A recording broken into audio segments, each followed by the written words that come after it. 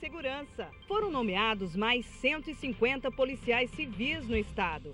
Com isso, 30 novas cidades receberam o efetivo da Polícia Civil. E o governo implantou melhorias salariais atendendo a mais de 9 mil policiais militares da ativa.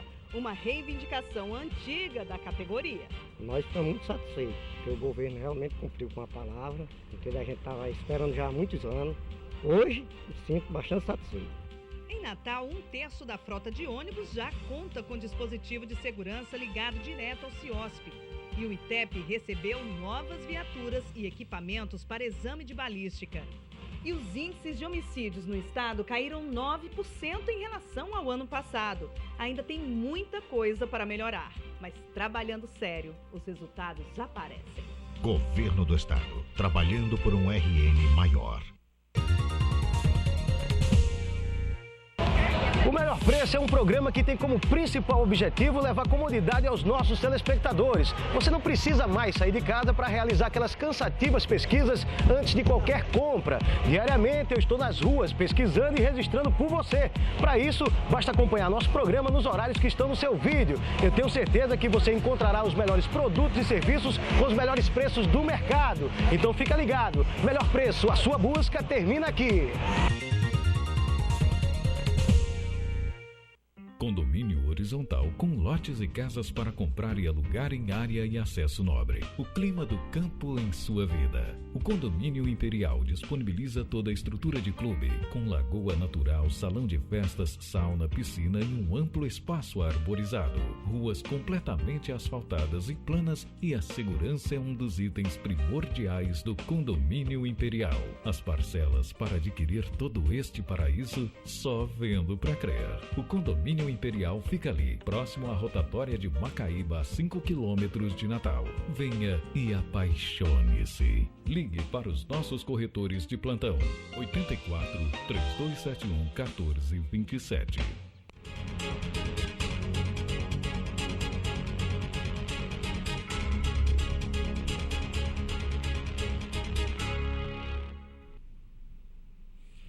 Beleza, galera? Estamos aqui reunidos nessas aulas especiais para o vestibular e para o Enem.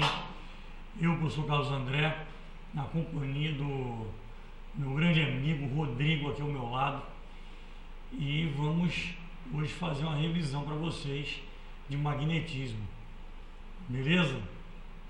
E aí, Rodrigo, tudo ok? Boa noite para todos, né, caros vestibulandos, todo mundo que está acompanhando essas aulas, né?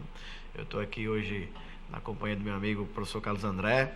Estou aqui pela segunda vez, é a segunda aula. Ele está na primeira, a gente está começando essas aulas, então todo mundo relaxando, Carlos André, no domingo, e a gente aqui trabalhando para fazer valer esse esforço, essa luta dos nossos alunos. Então, com certeza eles estão também nos acompanhando.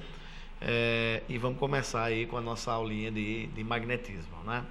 Então, sempre aqui na companhia de Carlos André, fazendo alguns comentários. A gente vai demonstrar aqui algumas animações, né? Alguns comentários a respeito do magnetismo, né? Tudo aquilo que envolve, inclusive, situações do nosso cotidiano, alguns experimentos que serão mostrados aqui nessa aula de hoje. Com certeza, nada melhor do que um pouquinho de física para alegrar esse domingo de vocês. Beleza? Vamos nessa, olho na tela então, galera. Isso aí, então, hoje, como disse meu amigo Rodrigo, magnetismo na cabeça. Vamos começar falando um pouquinho sobre esse rapaz famoso, chamado Hans Christian Oersted. O Oersted fez uma descoberta muito importante, que a gente vai acompanhar aqui.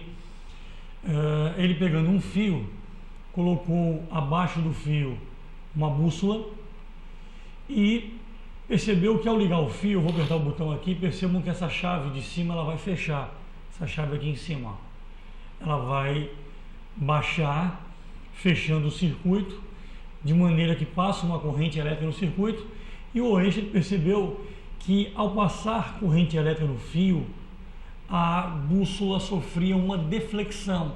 Vou repetir aqui novamente para você que está desatento, preste atenção. Olha só, de novo, ao ligar o fio, surge uma corrente elétrica e a bússola aqui embaixo, preste atenção, só mais uma vez, ela sofre uma deflexão. Rodrigo, você dá com a palavra aí. É importante perceber que quando se fecha o circuito, a corrente elétrica passa pelo condutor, né, o circuito fechado, então um condutor associado a uma diferença de potencial, provavelmente é uma bateria, e aí uma corrente elétrica se estabelece. Então a gente tem um ímã, esse ímã está inicialmente de acordo com o campo magnético terrestre, está posicionado de acordo com o campo magnético terrestre, né? Mas a gente posiciona a bússola de tal forma que de repente ela começa a sofrer uma influência de provavelmente um campo externo, não é? Porque o que vai influenciar, o que vai mudar a posição da bússola é exatamente a influência de um campo magnético, provavelmente externo. E aí, nesse experimento, ele faz essa relação. Surge corrente elétrica no condutor e de repente a bússola sofre essa deflexão. Perfeito. Se você que está em casa aí, você está vendo que está escrito, né? Que até 1820 se acreditava que apenas ímãs eram capazes de criar campos magnéticos. E a experiência do Oersted, como disse nosso amigo Rodrigo, ela prova que corrente elétrica pode gerar campo magnético. O campo magnético gerado pela corrente elétrica ao passar pelo fio consegue defletir a bússola. Como o Rodrigo bem disse, a agulha de uma bússola nada mais é do que um ímã. Um ímã que normalmente é orientado pelo campo magnético terrestre e que muda de posição devido ao surgimento de um campo externo, o campo criado pelo fio, o campo criado pela corrente elétrica.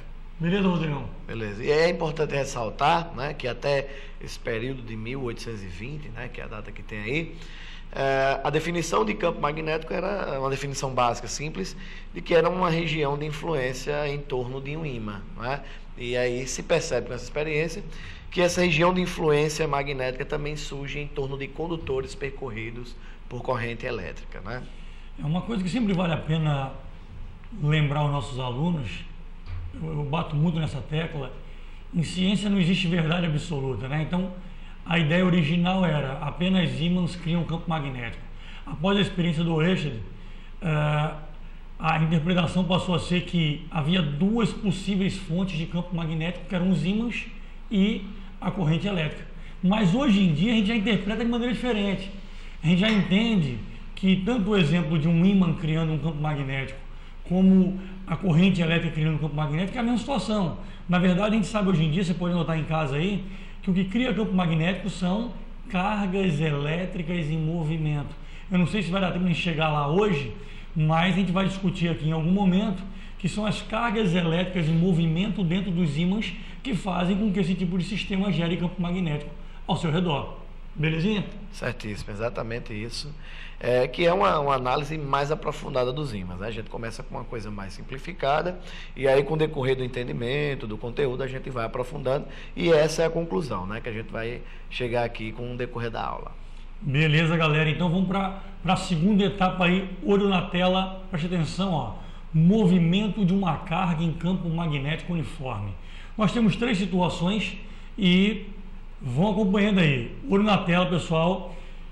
Antes de mais nada, é fundamental a gente lembrar a famosa regra da mão direita.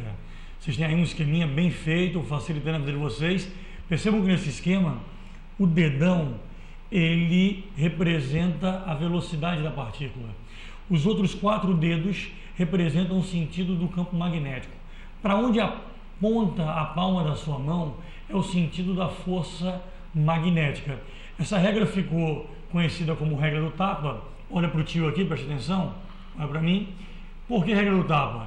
O dedão é a velocidade, os outros 4 dedos o campo magnético, e para onde a palma da sua mão está virada, para onde você der o tapa é o sentido da força magnética. Então, ó,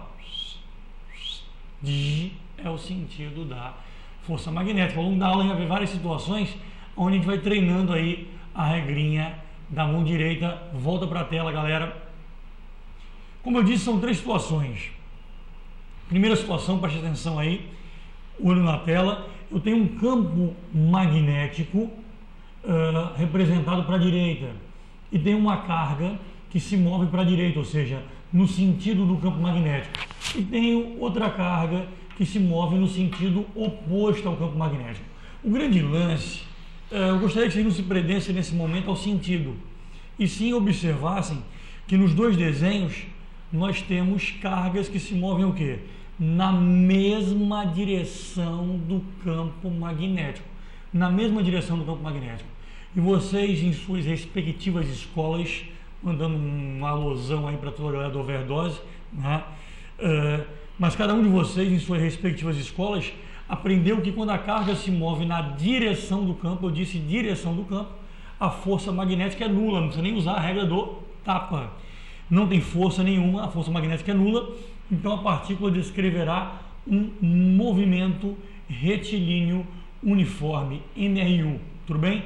O segundo caso eu vou mostrar agora e fica aí sobre a batuta do nosso amigo Rodrigo. Vai lá, Rodrigo, segundo caso. Bom, nesse segundo caso nós temos uma partícula que se movimenta numa trajetória que está perpendicular ao campo. Se a gente notar aí o campo magnético foi desenhado, foi esquematizado na figura, né?